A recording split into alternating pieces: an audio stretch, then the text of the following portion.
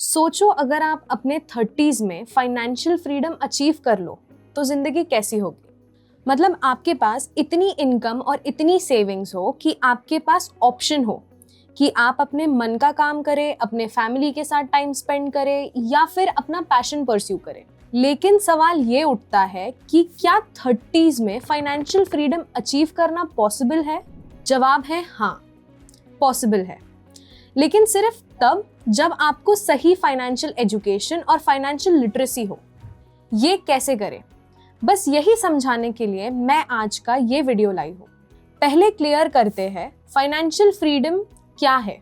बहुत लोग समझते हैं कि फाइनेंशियल फ्रीडम मतलब बहुत सारे पैसे कमा लेना, लेकिन असल में इसका मतलब है अपने सारे एक्सपेंसेस को कवर करने के लिए पैसिव इनकम जनरेट करना। पैसिव इनकम मतलब ऐसी इनकम जो आपके एक्टिवली काम किए बिना भी आती रहे, जैसे कि इन्वेस्टमेंट से मिलने वाले रिटर्न्स, रेंटल इनकम या फिर डिविडेंड्स वगैरह।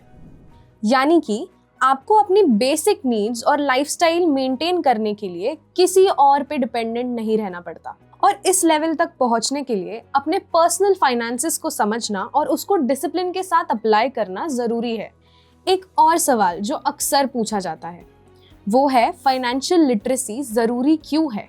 आज के ज़माने में फाइनेंशियल लिटरेसी एक सर्वाइवल स्किल बन गई है। जैसे ड्राइविंग या कंप्यूटर चलाना एक बेसिक स्किल है, वैसे ही अपने पैसों को मैनेज करना भी एक ज़रूरी स्किल है। अगर आपको पता ही नहीं कि बजटिंग, सेविंग, इन्वेस्टमेंट और डेट मैनेजमेंट कैसे करते हैं, तो आप कभी भी फाइनेंशियल फ्रीडम अचीव नहीं कर पाएंगे। फाइनेंशियल लिटरेसी आपको सिखाती है कि अपने पैसों को सिर्फ खर्चा नहीं करना है, बल्कि उसे बढ़ाना भी है। ये समझाती है कि शॉर्ट टर्म वांट्स और लॉन्ग टर्म गोल्स में बैलेंस कैसे बनाएं। और सबसे इम्पोर्टेंट, फाइनेंशियल लिटरेसी आपको गलत फाइनेंशियल डिसीजंस से बचाती है। इसीलिए जल्दी शुरू करना जरूरी है। वैसे जल्दी इन्वेस्टिंग शुरू करने के और भी कई रीजंस है, पर इन्वेस्टिंग जल्दी क्यों शुरू करनी चाहिए? अगर आप अपने 20s में इन्वेस्टिंग शुरू करते हैं तो आपके पास एक बहुत बड़ा एडवांटेज होता है, जिसको हम कहते हैं कंपाउंडिंग का पावर। कंपाउंडिंग का मतलब है कि आपके इन्वेस्टमेंट पे जो रिटर्न बनता है वो दोबारा री इन्वेस्ट होता है और उसे और रिटर्न बढ़ता है। ये साइकिल जब लंबे टाइम तक चलता है तो आपके पैसे काफी ग्रो कर सकते हैं। एक सिंपल एग्जाम्पल से समझिए। अगर आप 22 के एज में सिर्फ 5,000 रुपए हर मंथ इन्वेस्ट करते हैं और आपको एवरेज 12% एनुअल रिटर्न मिलता है, तो 30 की एज तक आपके पास करीब 7.5 लाख रुपीस हो सकते हैं। लेकिन अगर आप सेम इन्वेस्टमेंट 28 साल की एज से स्टार्ट करते हैं तो आपके पास सिर्फ 5 लाख रुपए ही बनते हैं। मतलब जितना जल्दी शुरू करेंगे उतना ही ज्यादा कंपाउंडिंग देखने मिलेगा। अब आप कहेंगे कि मैं जल्दी कैसे स्टार्ट करूं, सब कुछ तो खर्च हो जाता है। तो मैं कहूंगी कि स्पेंडिंग वर्सेस सेविंग माइंडसेट को समझिए। फाइनेंशियल फ्रीडम अचीव करने के लिए सबसे पहले आपको अपना स्पेंडिंग और सेविंग माइंडसेट चेंज करना होगा। अक्सर हम अपनी इनकम के हिसाब से लाइफस्टाइल बढ़ाते हैं, जैसे कि सैलरी बढ़ी, नया फोन, नई कार, बड़ा वेकेशन।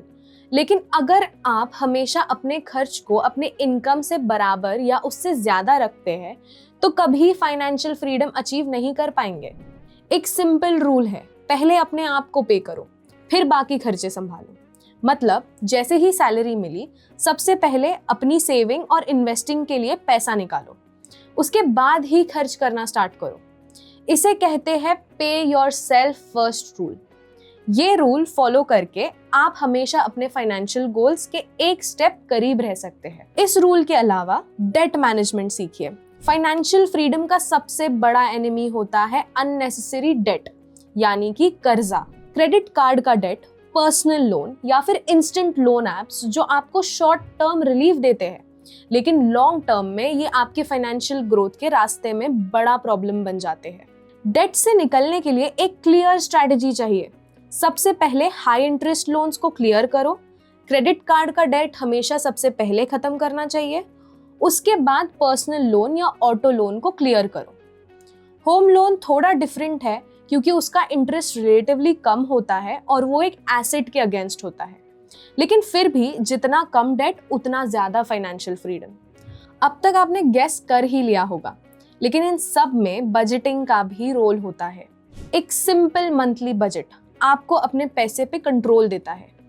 बजट बनाने के लिए आप एक सिंपल 50-30-20 रूल फॉलो कर सकते हैं। मतलब अपनी इनकम का 50% बेसिक नीड्स जैसे रेंट, फूड, बिल्स पे खर्चा करो, 30% वांट्स पे खर्चा करो जैसे एंटरटेनमेंट और ट्रैवल, और 20% सेविंग्स और इन्वेस्टमेंट में डालो। लेकिन अगर आप जल्दी फाइनेंशियल फ्रीडम चाहते हैं तो ये रेशियो एडजस्ट करके 30 या 40% तक सेविंग्स बढ़ाई जा सकती है। बजटिंग से आपको हमेशा क्लैरिटी रहती है कि आपका पैसा कहाँ जा रहा है और कितना इन्वेस्ट हो रहा है। ये छोटी सी हैबिट आपके फाइनेंशियल जर्नी का बैकबोन बन सकती है।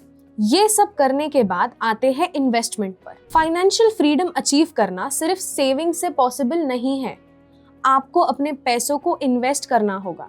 सेविंग्स अकाउंट या फिक्स्ड डिपॉजिट से आप इन्फ्लेशन को नहीं हरा सकते। अगर आप चाहते हैं कि आपका पैसा बढ़े तो आपको equity mutual fund, stocks, bonds, real estate या गोल्ड जैसे ऑप्शंस समझने होंगे। बिगिनर्स के लिए म्यूचुअल फंड्स एक सूटेबल ऑप्शन हो सकता है क्योंकि यहाँ प्रोफेशनल फंड मैनेजर्स आपके पैसे को मैनेज करते हैं और रिस्क डाइवर्सिफाई होता है। आप SIP के थ्रू हर मंथ छोटी छोटी इन्वेस्टमेंट करके अपना कॉर्पस बढ़ा सकते हैं। लेकिन एक जरूरी चीज याद रखनी है, म्यूचुअल फंड्स या किसी भी फाइनेंशियल प्रोडक्ट में इन्वेस्ट करने से पहले अपने फाइनेंशियल एडवाइजर से सलाह लेना जरूरी है और अपने गोल्स और रिस्क एपेटाइट को ध्यान में रखकर ही डिसीजन लेना चाहिए। और हाँ, याद रखिए कि सेविंग्स, बजटिंग और इन्वेस्टमेंट के अलावा भी एक बहुत जरूरी चीज है जो लोग अक्सर भूल जाते हैं, और वो है इमरजेंसी फंड। फाइनेंशियल फ्रीडम की जर्नी में एक इमरजेंसी फंड बनाना एक और जरूरी स्टेप है। इमरजेंसी फंड एक ऐसा सेविंग होता है जो आप सिर्फ इमरजेंसी के टाइम यूज करते हैं, जैसे कि जॉब लॉस, मेडिकल इशू या और कोई अनएक्सपेक्टेड एक्सपेंस। ये फंड आपको फाइनेंशियल स्ट्रेस से बचाता है और आपको अपनी इन्वेस्टमेंट्स को तोड़ने से रोकता है। इमरजेंसी फंड आपके रेगुलर खर्चों के कुछ महीनों का होना चाहिए ताकि आप अनएक्सपेक्टेड सिचुएशंस में फाइनेंशियली स्टेबल रहे। ये फंड आप लिक्विड फॉर्म में ही रखें, जैसे सेविंग्स अकाउंट या लिक्विड म्यूचुअल फंड्स में, जहां से आप जरूरत पड़ने पर जल्दी पैसे निकाल सकते हैं। इमरजेंसी फंड जरूरी तो है, लेकिन ये आपका इकलौता सेफ्टी नेट भी नहीं होना चाहिए। जरूरत पड़ने पर इंश्योरेंस होना रिस्क मैनेजमेंट के लिए इम्पोर्टेंट है। अगर आपके पास प्रॉपर हेल्थ इंश्योरेंस और टर्म इंश्योरेंस नहीं है तो आपकी सारी सेविंग्स एक बड़े मेडिकल इमरजेंसी या अनएक्सपेक्टेड सिचुएशन से खतरे में आ सकती है। हेल्थ इंश्योरेंस आपके मेडिकल बिल्स कवर करता है, और अगर आपके साथ कुछ हो जाए तो टर्म इंश्योरेंस आपके फैमिली को फाइनेंशियल सिक्योरिटी देता है। इसीलिए फाइनेंशियल प्लानिंग के साथ साथ इंश्योरेंस को नजरअंदाज नहीं करना चाहिए। और जब ये सब हो जाए तो याद रखो, पेशेंस और डिसिप्लिन ही काम आता है। फाइनेंशियल फ्रीडम एक ओवरनाइट प्रोसेस नहीं है, ये स्प्रिंट नहीं, मैराथन है। इसमें सबसे इंपॉर्टेंट है पेशेंस और डिसिप्लिन। आपको अपनी सेविंग्स, इन्वेस्टमेंट और बजटिंग को कंसिस्टेंसी के साथ फॉलो करना सीखना होगा। फाइनेंशियल फ्रीडम 30s में अचीव करना मुश्किल जरूर है, लेकिन इम्पॉसिबल बिल्कुल नहीं। अगर आप अपनी 20s से ही अपना फाइनेंशियल एजुकेशन इम्प्रूव करते हो, बजटिंग, सेविंग्स और इन्वेस्टमेंट को अपनी हैबिट बना लेते हो, डेट को कंट्रोल में रखते हो और डिसिप्लिन के साथ अपने गोल्स पे काम करते हो, तो आप अपने 30s में एक फाइनेंशियली फ्री लाइफ जी सकते हो। और किसी भी कंफ्यूजन में आपके फाइनेंशियल एडवाइजर तो आपकी मदद करने के लिए है ना। म्यूचुअल फंड निवेश बाजार के जोखिमों के अधीन है। योजना से जुड़े सभी दस्तावेजों को ध्यान से पढ़ें।